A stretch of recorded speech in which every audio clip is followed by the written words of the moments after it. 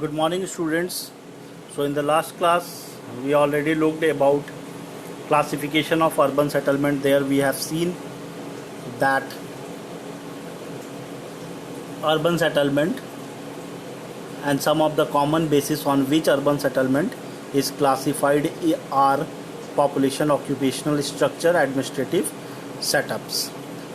Under population size we have seen that different countries of the world have different criteria, like 1500 population is the criteria for Colombia, same way 2000 in Argentina and Portugal, then 2500 in USA, Thailand, 5000 in India and 30,000 in Japan.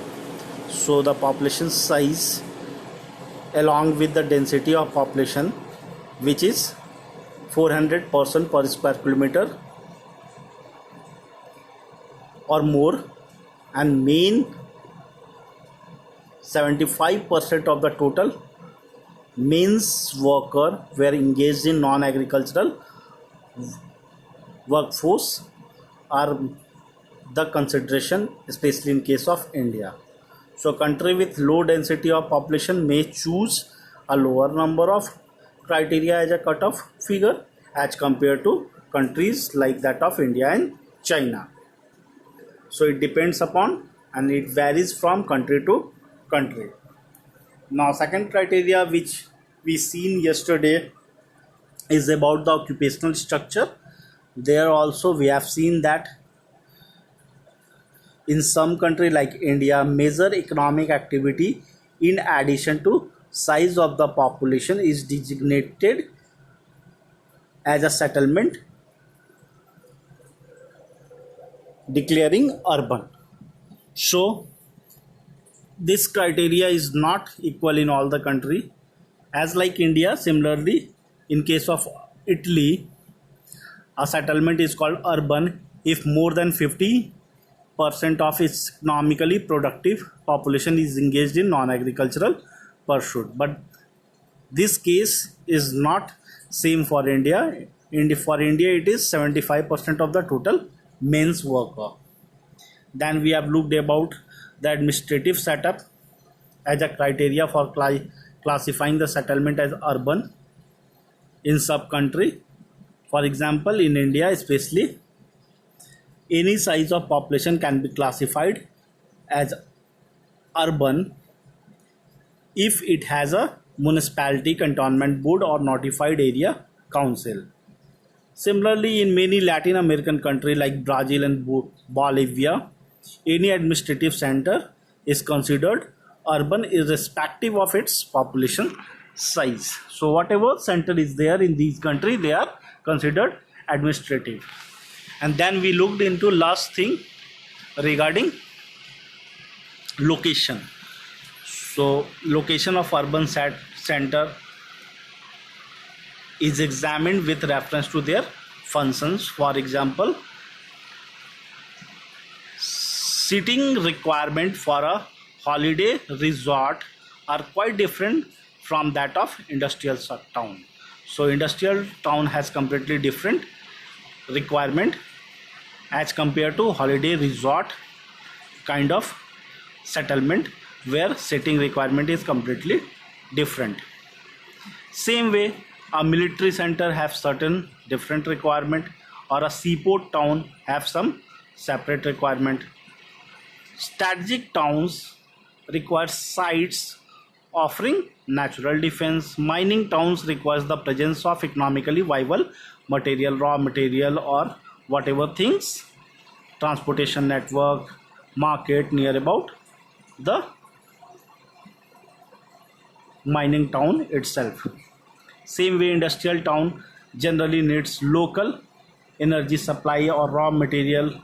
Tourist center require attractive scenery, a beautiful marine beach, springs which are medical water, spring with medical water or historical relic like that of Delhi. Some killas are there, Lal Killa and different forts are there. So port town requires the condition of harbor. So location of the town will depend upon all these functions. So location of the earliest urban settlement were mainly based on availability of water, building material and fertile land, and according to these things towns were set up. But today's these countries consideration still even remain valid, but along with it modern technology plays a significant role in locating urban settlement in today's time. Like all these material whatever we discussed above can be supplied with well developed transportation network. So building material can be transported from long distances if network are properly set up. Apart from these things, the site of the location of a town or the situation plays an important role in expansion of town. So in siting and expansion of town, situation will play major role. Like if urban center are located close to an important trade route, international trade route, then have experienced a comparatively rapid development or growth within a short span of time. So all these things we have already covered in the last class. Today we will start with the function of urban center. So there are different functions and we will look over the different time interval. Earliest town were center of administration, trade, industry, defense or religious importance. So earlier time mainly the towns were developed in terms of their administrative importance, their linkages with trade or industry. There may be strategic location favorable for defense and other important religious matters. So these are the earlier criteria. The significance of defense and religion as differentiating function had declined in general, but other functions have entered the list. So over the time this the entire significance related with the defense especially and religion were declining. Why? Because nowadays there is no scope for war is there. So no war, no defense requirement. So in today's concept or in today's perspective, the significance of war and defense has minimized. Same way people were now aware, so they are not going to bungle into the things or matters related with religions. So the significance of these both things, defense and religion, were declined over a time, but other factors or functions have entered into the list in place of these defense and religion. So today, in today's perspective, new functions like recreational or residential or transport or mining or manufacturing are the recent criteria entered for function of urban centers. Along with it, most recently activities related with information technology are carried on some of the specialized town. So some of these functions do not necessarily require the urban center to have any fundamental relationship with their neighboring rural areas as well. So earlier it was the major thing that neighboring rural area or the nearby area have a linkages with the function of the towns for supplying of raw material. But after the development of good transportation network, these things and these criteria or this significance has minimized over a period of time. So there is a simple questions regarding to the topic, like what would be the effect of information and communication technology as a function of development of existing and new settlements. So nowadays all the towns are have some sort of linkages with IT. So whatever towns are there, there are actually this ICT is a way of communication, and in each and every kind of developed area or developed town there is a role of ICT, and few towns are especially dedicated to it. Why? Because ICT is directly have to link with the human capital, and whatever skilled or knowledge or information or the development is gathering by the human being is to be keep under the human development, and this human development is very closely related with ICT. So in today's time all the towns have some sort of relation, and few are the dedicated towns, and ICT has a function of development of existing and even the new settlement, because it now become a part and parcel of each and every developed area or town. So whatever developed area in the world, they are using ICT nowadays. So it would be very effectful, and the role of ICT is very effective in development of existing settlements and even in the development of new settlements. In spite of the town performing multiple functions, we refer to mainly the given town with its dominant function. So nowadays multiple dimensions are there, even some town having a specific significance in more than one or two areas, even then that town mainly referred to be by their dominant function. For example, Saffordfield as an industrial town, London as an port city, Chandigarh as an administrative city, and so on. So these towns have many functions, many dominant functions, but we refer to their main functions, their dominant functions. So these towns are referred with their dominant functions in spite of having a many functions. So even most of the town have performing multiple functions, we refer to their dominant function as a criteria for their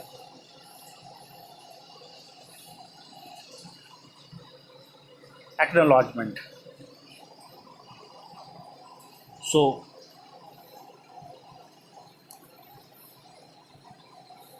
large cities have rather greater diversity of functions. Whatever larger cities are there, having many type of many dimensional diversity of functions are there. Besides, all the cities are dynamics and over a period of time may develop into new functions. Most of the early 19th century fishing port in England, for an example, nowadays have developed a kind of tourism activity in there. Many of the old market town of earlier time are known now for manufacturing activity, and that's why towns and cities are classified into following categories based on these criterias, like administrative town, trading and commercial town, cultural town. So we will look one by one. So generally national capitals or provincial subnational towns are classified as an administrative town because these have national capital have National capital like New Delhi, Canberra, Beijing, Addis Ababa, Washington DC, London all have some sort of administrative work or have a house of administrative offices of central government. Besides these national capitals, some provincial subnational towns also have administrative functions. For example, Albany in New York, Chennai, Tamil Nadu, and Victoria, British Columbia are some of the provincial sub-national administrative towns. So this is all about the administrative towns. So state capital and provincial towns are considered as an administrative towns, which have some sort of administrative office of central or state government and are linked with the administrative functions. Second type is trading and commercial towns. So agricultural market towns, banking and financial center towns, and transport nodal town has been developed over a time as an important trading center. So industrial market town like that of Winnipeg, Kansas City, and in case of India, it is mainly agricultural market town in India is Coimbatore, like that of Coimbatore. Second is, in case of India, agricultural market town especially are Kanpur. So these are agricultural market town, and these are with time are developing as a trading and commercial centers. Banking and financial towns like Frankfurt, Amsterdam are now developing as a trading commercial town. Large inland centers like that of Manchester or St. Louis, and transport nodal towns like that of Lahore, Baghdad, Agra. So these are on the international transport routes. So these all have been important trading center nowadays. So trading, these are developing as a trading and commercial towns. Now the third one is cultural towns like that of place of pilgrimages like that of Jagannath Puri, Varanasi, Jerusalem, Makkah, Ayodhya, Mathura. All these are considered cultural towns. These urban centers are of great religious importance. So besides this religious importance, additional function which the cities perform are health and recreation, like that of Miami or Panji in India. Industrial functions like that of Pittsburgh or Jamshedpur in India. Mining and quarrying like that of Broken Hills or Dhanbad in India. Transport center like that of Singapore and Mughalsarai in India are developing as a cultural town. So these are all about the cultural town. Here few definitions are there like that of urbanization. Urbanization means the increase in the proportion population of a country who lives in a urban area. So increase in population of a urban area or people residing in a urban area is known as urbanization. The most important causes of urbanization is rural to urban migration. So huge rural to urban migration leads to increase in the process of urbanization. During the late 1990s, around 20 to 30 million people were leaving their rural area or countryside every year and moving into the cities area or towns. So So 20 to 30 million people is huge. 2 to 3 crore people were living their countryside or rural area every year. So this is data for every year, and these people are moving into towns and cities.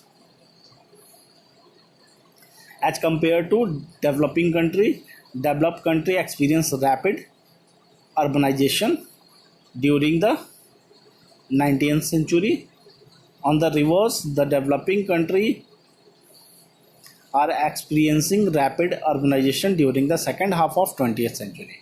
So developed country, you already know, European industrial revolution.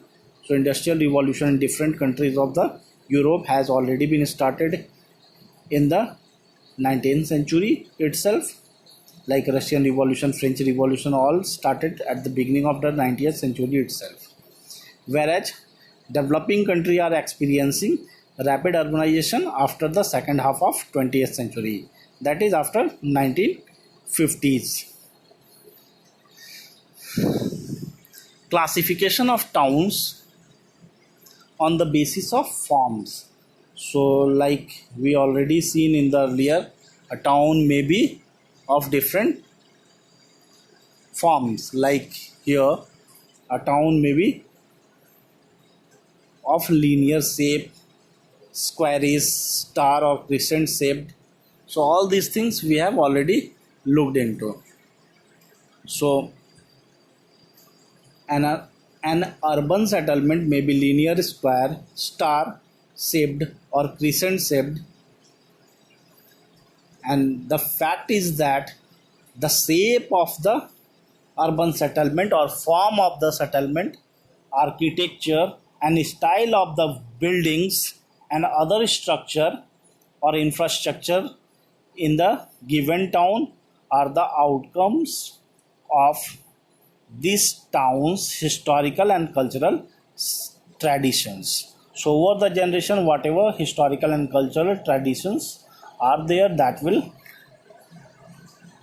signify or that will classify the forms, that will be the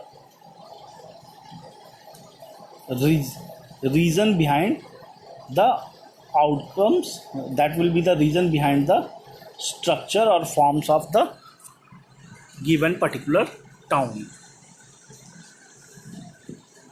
So towns and cities of developed and developing countries reflects marked differences in planning and development. So developed country have some different type of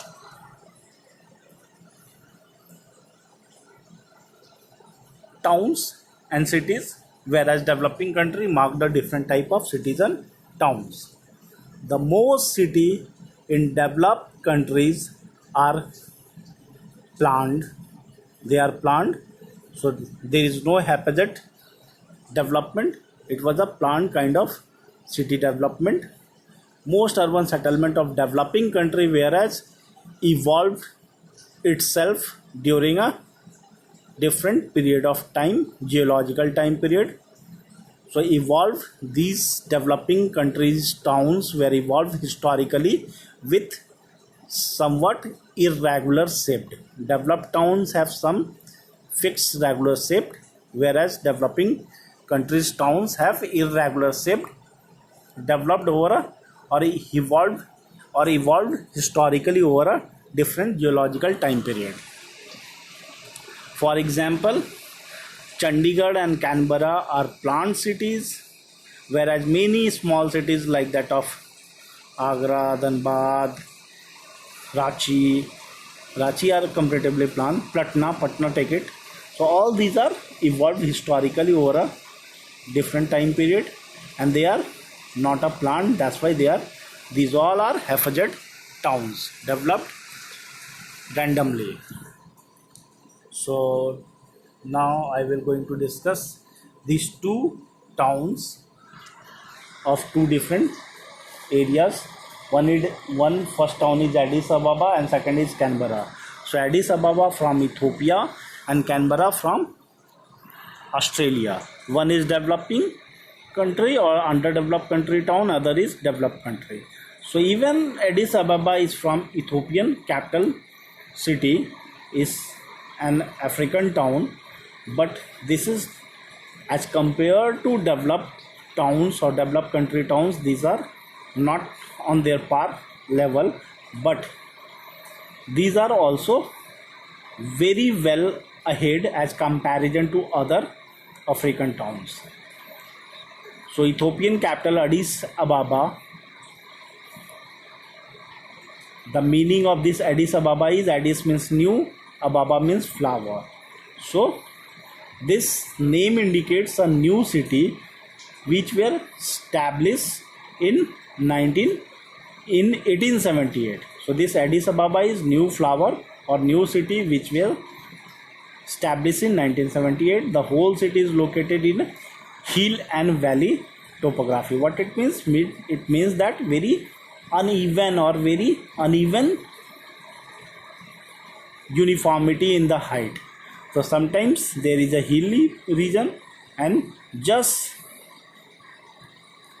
complementary or supplementary to it is valley region. So hills, valley, very rugged type of topography are there in case of Addis Ababa. Road pattern bears the influence of the local topography. So road also there is uneven height change. So that's why road construction and development is not also very uniform. Sometimes there is a upstream और road ऊपर की तरह जाएगा, कभी नीचे जाएगा. So up down इस type का रोड भी है. कहाँ का? एडिस अबाबा का. Road radiate from the government headquarters Piazza, Arat, Amist and Kilo रोडा बोट्स. Mercato has market which grew with time and is supposed to be the largest market between Cairo and Johannesburg.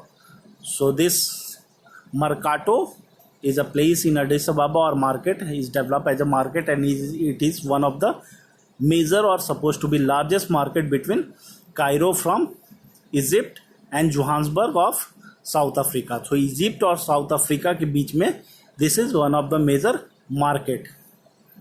And this place has a multi faculty university, a medical college, a number of good schools, and all these things makes Addis Ababa an educational centre.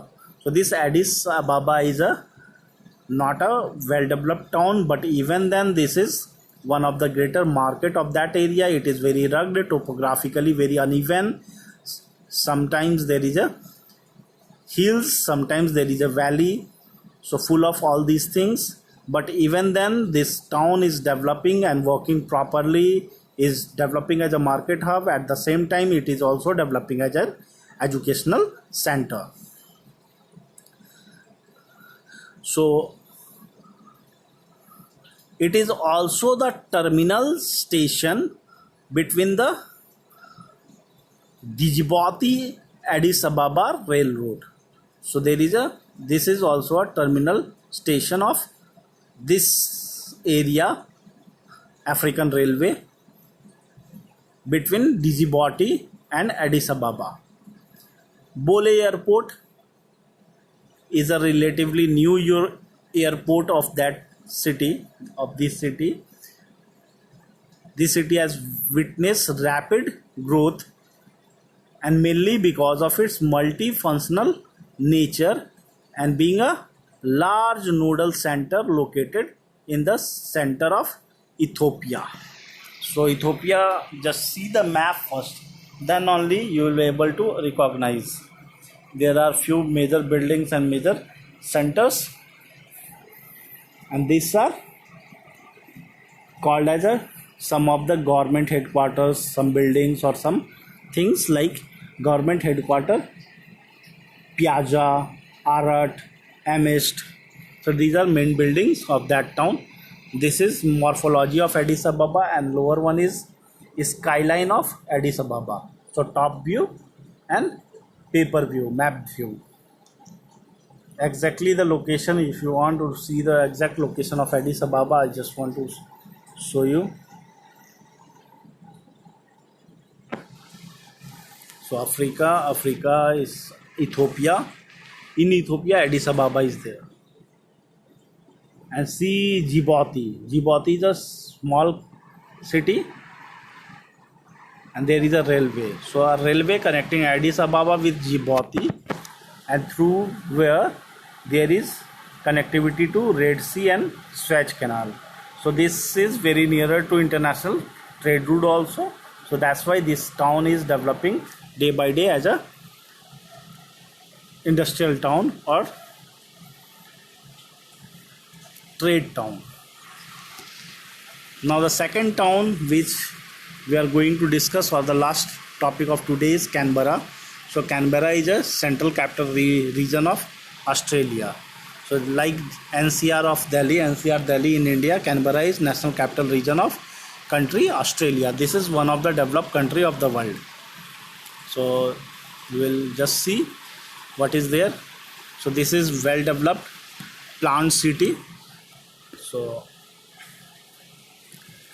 this was a plant city it is developed as a capital of Australia in 1912 by American landscape architect, and name of that architect was Walter Burley Griffin.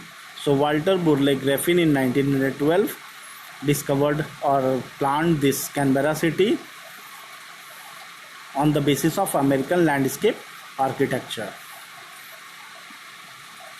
He envisaged a garden city for about 25,000 people staying at that place. There were also 5 main centers in this Canberra city, each with a separate city function. So 5 separate government building or government offices or government department or main center were there, and each of them having a separate functions. So during the last few decades, this Canberra city has expanded to nearby area to accommodate several satellite town. So it's satellite town or sub town or nearby town, the town which are developing based on the main town are called sub town or satellite town. So same way, this satellite town, this Canberra expanded to accommodate several satellite town which have their own separate centers. So this city, the city has very wide open spaces and many parks and gardens are there in this city. So as the map suggests, this is morphological map of Canberra. This is one of the planned town of the world, one of the developed town, well planned, well developed capital city of Australia. So see, Commonwealth Park are there, different parks, different important buildings are there, and this town is developed by Burley Griffin. So we will see. So I am stopping the class here itself. In the next class I will start with types of urban settlement. So stay tuned. See you. Meet you in the next class. Bye bye.